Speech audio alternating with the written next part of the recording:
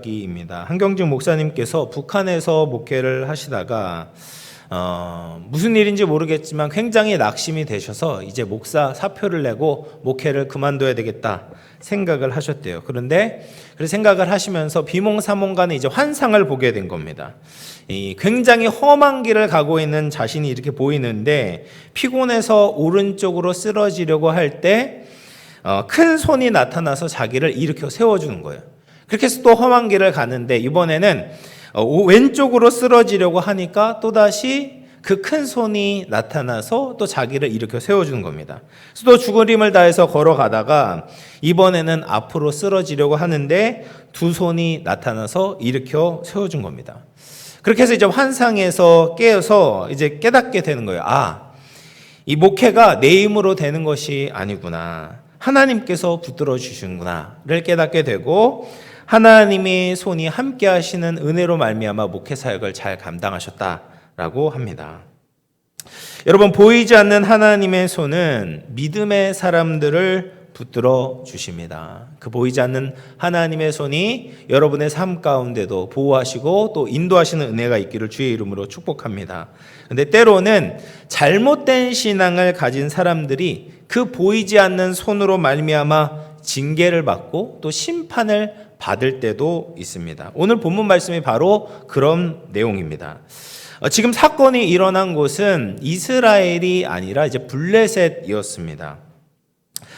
이제 사무엘상 4장에서 기억나시죠? 예, 이스라엘이 블레셋과의 전쟁에서 아주 크게 패하게 되었죠. 그래서 많은 사람이 죽임을 당하게 되었고 승리를 위해서 실로라는 곳에서부터 가져온 하나님의 이 율법이 담겨 있는 상자, 이걸 법궤라고도 하고 언약궤라고도 하는데, 그래서 그 상자가 블레셋에게 빼앗기게 되었어요. 이스라엘이 블레셋에게 패한 직접적인 원인은 이 블레셋과의 전쟁을 하나님께 묻지 않아서였고, 더 근본적인 원인은 하나님으로부터 이스라엘이 떠났기 때문에 이스라엘이 패할 수밖에 없었습니다. 하나님과 동행해야 되는 이스라엘이 하나님을 멀리했을 때 승리를 얻는 것이 아니라 패배하게 되었다라는 거예요. 그래서 이스라엘의 역사를 보면 늘 그랬습니다. 하나님과 함께하지 않고 하나님을 떠났을 때, 하나님의 말씀을 저버렸을 때 그들은 적국의 공격을 받게 되고 그들의 인생이 참 힘들게 되었다라는 거예요. 이것은 지금도 마찬가지입니다. 우리가 하나님과 멀리할 때, 하나님을 떠날 때 우리 인생은 패배할 수밖에 없습니다. 잠시 잠깐 세상의 쾌락을 얻고 더 많은 자유를 누릴 수 있는 것처럼 보이지만 결국에는 평안을 잃어버리고 모든 것을 다 잃게 된다라는 거예요. 그렇게 해서 이제 블레셋이 하나님이 이스라엘을 징계하는 과정으로 인해서 이제 승리를 얻게 되었어요. 그들의 실력으로 얻은 것이 아니라 하나님이 이스라엘을 징계하는 그 과정 가운데 블레셋이 이제 승리를 얻었죠. 그러면서 이스라엘이 승리의 원천이라고 믿었던 그 언약궤도 얻게 되었습니다. 그러니까 이제 블레셋의 입장에서 보면 그들이 얻은 승리는 완전한 승리인 것처럼 보였겠죠. 그러나 그 승리의 상징이었던 법궤 때문에 그들은 굉장히 곤란을 겪게 되었어요. 이 블레셋이 이스라엘과의 전쟁에서 얻은 승리로 인해서 이제 축제를 벌이고 있습니다. 그런데 그 축제는 다곤 신전 안에서 행해졌어요. 다곤이라는 말은 물고기라는 뜻입니다. 그래서 다곤 신상은 이 상체는 사람의 형상이고 하체는 물고기 꼬리의 형상으로 되어 있었습니다. 그러면서 이제 축제를 진행하면서 다곤 신전에 자신의 신앙을 표현하는 겁니다. 전쟁에서 얻었던 최대의 전리품인 이 법궤를 다곤 신에게 마치 감사의 제물과 같이 바치는 거예요. 이것은 그들의 승리가 다곤이 이스라엘의 하나님을 이김으로 얻었다라는 믿음의 고백의 이제 표현으로서 그렇게 한 겁니다.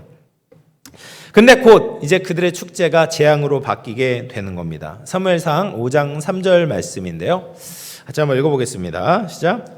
아스도 사람들이 이튿날 일찍이 일어나 본즉 다곤이 여호와의 궤 앞에 엎드러져 그 얼굴이 땅에 닿았는지라 그들이 다곤을 일으켜 다시 그 자리에 세웠더니, 이 아스돗이라는 곳은 블레셋 사람들이 있었던 도시였는데 이게 굉장히 큰 다곤 신전이 있었던 곳이죠. 그래서 이 다곤 신에게 여호와의 궤를 이제 제물과 같이 드렸는데 다음 날 아침 일찍이 일어나 보니까 다곤이 언약궤 앞에 엎드려져 얼굴을 땅에 대고 있는 것입니다. 심상치 않은 일이 일어나게 된 거죠. 전쟁의 결과를 보면 어떻습니까? 다곤이 하나님을 이긴 것 같았는데, 그리고 위치상도 이 다곤 신이 더 컸겠죠. 이 궤보다 훨씬 컸어요. 다곤이 더 위에 있는 것처럼 보였는데 다곤이 지금은 언약궤 아래 엎드려져 있는 거예요. 하나님께서 이렇게 만드신 것은 다곤을 숭배하는 블레셋 사람들에게 하나님이 어떤 분인지를 알려주시기 위해 이런 일을 일으키신 것이죠. 그런데 그들은 이 사건을 통해서 깨닫지 못한 거예요. 이게 우연히 일어났다라고 생각을 하고 다곤 신을 그냥 일으켜 세우는 겁니다. 근데 그 다음 날이 되었는데 이번에는 더 심각한 일이 일어나게 된 거죠. 다곤의 머리와 두 손목이 잘려져 가지고 문지방에 남아 있고 다곤의 몸뚱이만 있는 겁니다. 이것이 우연이 아니라 하나님께서 다곤을 굴복시켰다라는 것을 더 분명하게 보여주시는 거예요. 뿐만 아니라 이 아스돗에 있는 사람들에게 독한 종기의 재앙이 일어나게 되었습니다. 이 독한 종기는 이스라엘 백성들이 출애굽할 때 하나님께서 애굽에 내리셨던 6번째 재앙이었습니다. 하나님은 이 재앙을 통해서 애굽 왕 바로와 애굽 사람들에게 하나님이 어떤 분인지 나타내 보여주셨죠. 이번에도 하나님은 종기의 재앙을 통해서 블레셋 사람들에게 자신이 어떠한 신인지에 대해서 더 분명하게 보여주시는 겁니다. 그러자 이제 다곤 신전에 있는 아스돗 사람들이 이렇게 이야기를 하는 거예요. 5장 7절 말씀인데요. 읽어볼게요. 시작. 아스돗 사람들이 이를 보고 이르되 이스라엘 신의 궤를 우리와 함께 있지 못하게 할지라 그의 손이 우리와 우리의 신 다곤을 친다 하고. 하나님의 손이 우리와 우리의 신 다곤을 친다라고 이야기를 합니다. 굉장히 정확한 표현이죠. 다곤이 왜 파괴가 되었습니까? 언약궤에 신비한 힘이 있었던 것이 아니라 하나님의 능력으로 다곤이 부서지고 이렇게 깨지게 되었던 것이죠. 이스라엘은 언약궤 자체에 능력이 있다라고 생각을 했었죠. 그래서 블레셋과의 1차 전쟁에서 패했을 때 하나님께 나아가고 하나님께 기도하지 않았습니다. 어리석게도 하나님의 언약궤만 있다면 그들이 이길 수 있을 것이라고 착각했죠. 이것은 잘못된 믿음이었습니다. 눈에 보이는 언약궤를 믿느라 눈에 보이지 않는 하나님을 의지하지 못했던 거죠. 하나님을 의지하지 않고 눈에 보이는 우상이 되어버린 이제 언약궤를 의지했을 때 오히려 그들은 커다란 패배를 맞이하게 되었습니다. 블레셋도 마찬가지였어요. 이스라엘의 능력이 언약궤에 있다라고 생각을 했어요. 그래서 전쟁이 끝나자마자 언약궤를 빼앗았습니다. 언약궤를 빼앗았으니 그들은 전쟁에서 이겼다라고 생각을 했어요. 그리고 그 언약궤를 다곤 신전 곁에 두었습니다. 그러나 하나님은 그들의 모든 착각을 완전히 깨트리시는 거예요. 표면적으로는 언약궤보다 다곤 신상이 더 높고 위대해 보였습니다. 그러나 하나님 앞에서 그것은 아무것도 아니다. 눈에 보여있는 현상은 아무것도 아니다라는 것을 가르쳐 주시는 거예요. 그렇게 해서 이제 다곤 신상은 사람의 손으로 무너진 것이 아니라 하나님의 능력의 손으로 부서지게 된 거예요. 만약 사람이 부서뜨렸다면 큰 소리가 났겠죠. 다곤 신을 지키고 있었던 많은 사람들이 그 소리를 들었을 것입니다. 그런데 아무 소리도 나지 않고 다곤 신상이 넘어지고 부서졌습니다. 왜냐하면 하나님의 보이지 않는 손의 능력으로 이 사건이 일어났기 때문입니다.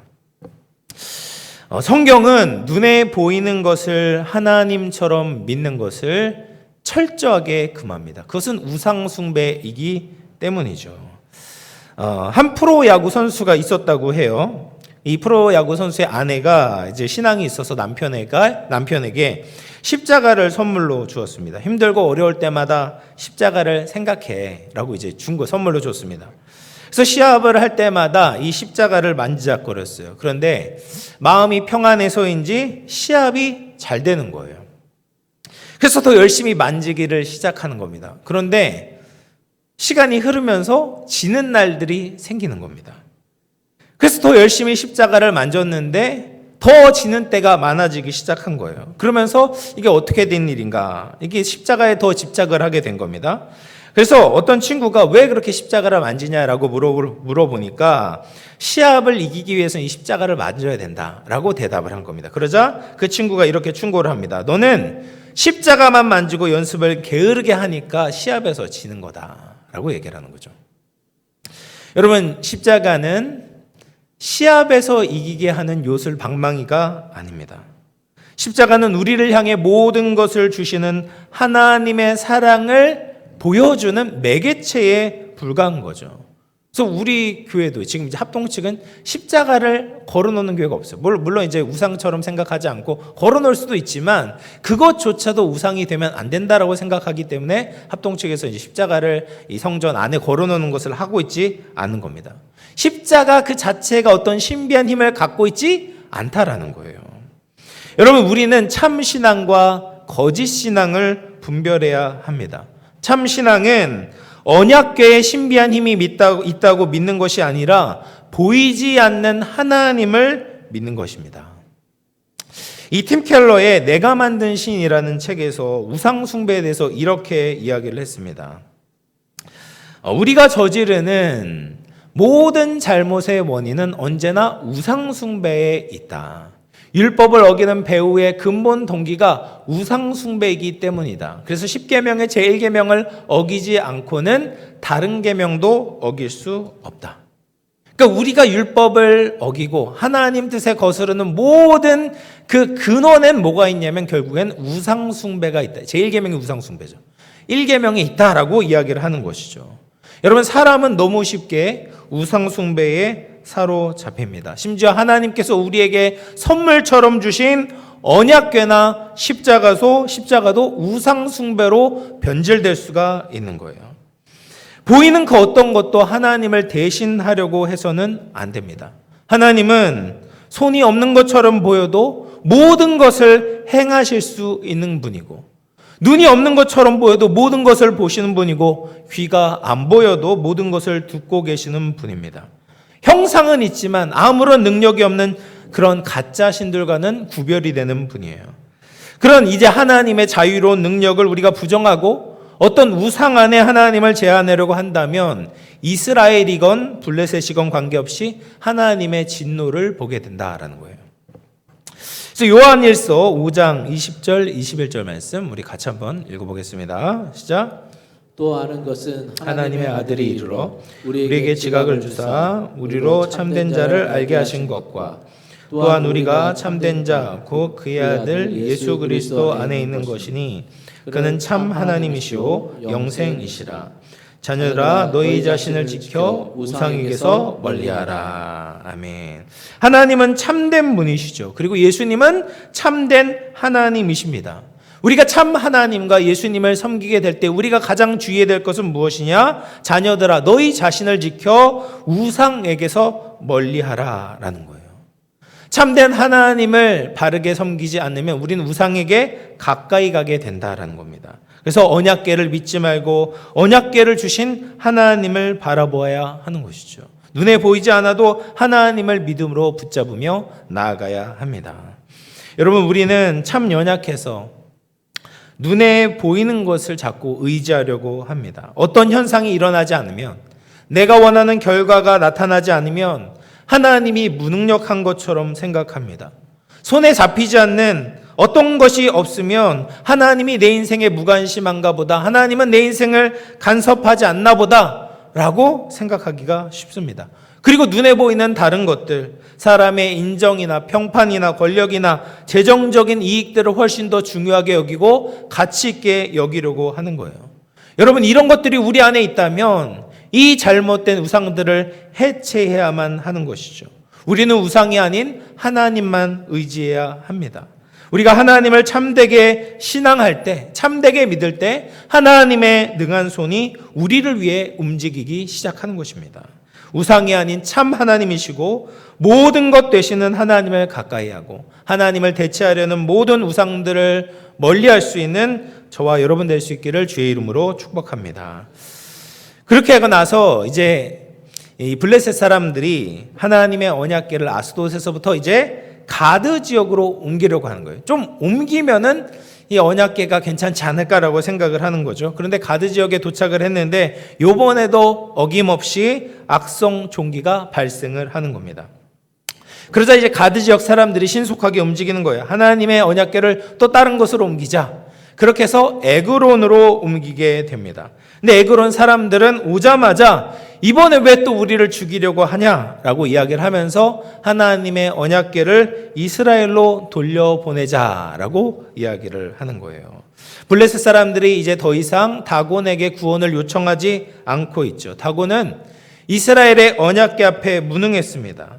블레셋 사람들은 이 언약궤에 대한 이 진노를 우리가 자신들이 대항할 수 없다라는 것을 깨닫고 이스라엘로 돌려보내려고 하는 겁니다. 이것이 블레셋 손에 넘어간 지 7개월 만에 있었던 일이에요.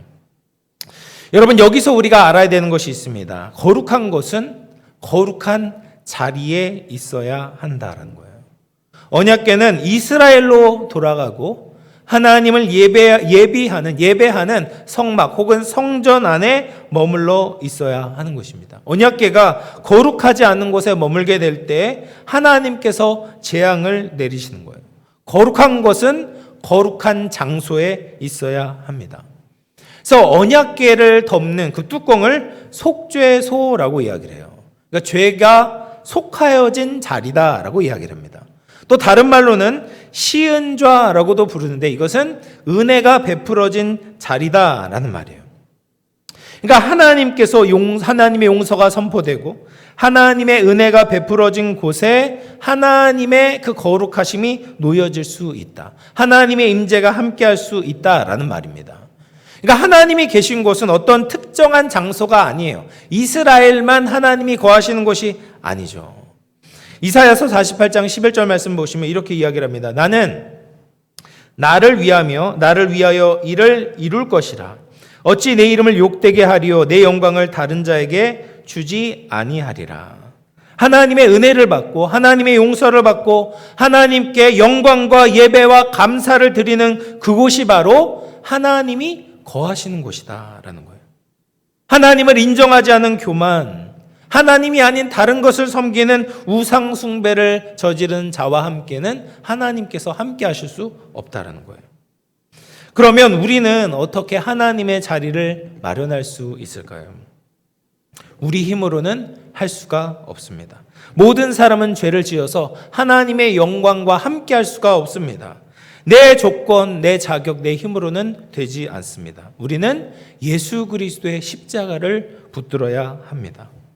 십자가의 보혈의 은혜를 의지하지 않고는 하나님과 함께할 수가 없는 것입니다.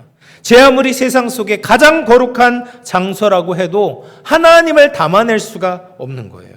장소를 옮겨도 소용이 없는 것입니다. 오직 예수 그리스도의 십자가의 은혜로 덮어져야 되는 것이죠. 내가 아니라 예수님이 드러나야 되는 것입니다. 그런 곳에 하나님이 함께 하시고 하나님의 용서와 은혜를 누리게 될 수 있는 것입니다. 그리고 예수 그리스도의 십자가를 의지하는 자는 반드시 다른 사람들을 향한 용서와 자비를 흘려보내게 된다라는 거예요. 그래서 하나님이 계시지 않는 곳은 사랑이 없고 존중이 없고 거룩이 없습니다. 그곳에 재앙이 임하게 되고 사람이 살 수 없는 지옥과 같은 곳이 된다라는 거예요.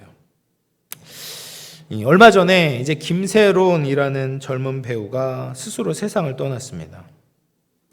과거에 이제 음주운전으로 잘못을 저질렀고 그 이후에 배우 생활을 제대로 지속할 수가 없었습니다. 그런데 그 배우가 세상을 떠나게 된 이유가 무엇일까요? 대중들의 눈총이 너무 날카롭고 따가웠기 때문이죠. 이 사회가 실수하거나 낙오한 사람들에게 다시 기회를 주지 않는 겁니다. 자비가 없는 거예요. 그 실수한 사람을 매장하고 완전히 죽여야 비난과 정죄가 끝이 나는 겁니다. 여러분, 세상에 실수 없는 사람이 누가 있겠습니까? 다 실수를 저지르는데 이렇게 기독교인이 많음에도 불구하고 하나님의 조건 없는 사랑을 받은 우리들이 자꾸 이제 용서하거나 반성할 기회를 주지 않는 거예요. 이것은 거룩이 임하지 않을 때 일어나는 모습입니다. 예수님의 십자가의 은혜로 덮지 않으면 사람은 살 수가 없어요. 예수님의 십자가의 은혜가 그 사회를 덮지 않으면 그 사회는 제대로 유지될 수가 없는 것입니다. 에베소서 1장 4절 말씀 우리 같이 한번 읽어보겠습니다. 시작. 곧 창세전에 그리스도 안에서 우리를 택하사 우리로 사랑 안에서 그 앞에 거룩하고 흠이 없게 하시려고. 아멘. 여러분, 거룩은요 늘 사랑 안에서 이루어져야 된다는 거예요. 하나님의 사랑이 없이 거룩만 붙잡고 있으면 그것은 가짜 거룩이 되는 겁니다. 자꾸 가짜 거룩을 가진 사람들은 그것을 가지고 다른 사람들을 난도질을 하려고 하는 거예요. 너 왜 이렇게 거룩하지 않냐? 너 왜 이렇게 흠이 많냐? 다른 사람을 비판하고 정죄하기에 바쁜 것입니다. 절대로 용서하지 않고 또 다른 기회를 주지 않는 거예요. 여러분, 그것은 하나님의 거룩의 모습이 아닌 겁니다. 하나님의 거룩하심은 우리를 예수님의 은혜로 인도해야 하는 것이죠. 예수님의 은혜로 나도 덮여져야 되고 다른 사람들도 예수 그리스도의 사랑으로 덮지 않으면 우리는 살 수 없다는 것을 인정하는 것. 그것이 하나님의 거룩인 것입니다. 그게 진짜 거룩인 거죠. 그래서 이 진리가 임하게 될 때 사랑과 용서가 주어지게 되고 진짜 거룩으로 다른 사람을 살리게 되는 것입니다. 우리가 이 사랑과 함께 진리로 다른 사람들을 대할 수 있기를 바랍니다. 그럴 때 그곳이 성전이 되고 하나님의 영광이 드러나는 거룩한 곳이 될 줄로 믿습니다.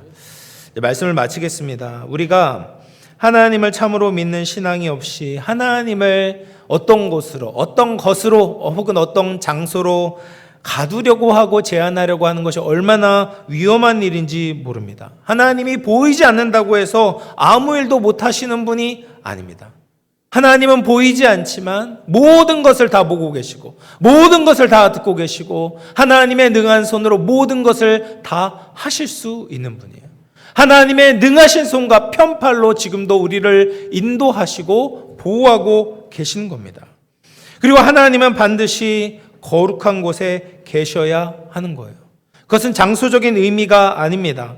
하나님은 우리에게 베푸신 그 하나님의 은혜를 인정하고 예수 그리스도의 십자가로 살아가는 그 사람에게 하나님께서 임하시는 거죠. 그곳이 바로 거룩한 장소가 되고 성전이 되는 것입니다. 그럴 때 우리는 그 예수 그리스도의 은혜로 용서를 하는 거예요. 다른 사람에게 사랑을 전해야 하는 것입니다. 그럴 때 거룩한 생명이 우리에게도 주어지고 우리가 거하는 모든 곳에 하나님의 십자가의 은혜, 예수 그리스도의 십자가의 사랑으로 덮여지게 될 줄로 믿습니다. 그렇게 하나님의 거룩한 영광을 올려드릴 수 있는 저와 우리 영암의 모든 가족들 다 될 수 있기를 주님의 이름으로 축원을 드리겠습니다. 제가 기도하겠습니다. 사랑과 은혜가 풍성하신 하나님 아버지 감사합니다. 사무엘상 5장 말씀을 통해서 눈에 보이지 않는 것을 의지하는 어리석음과 또 보이지 않는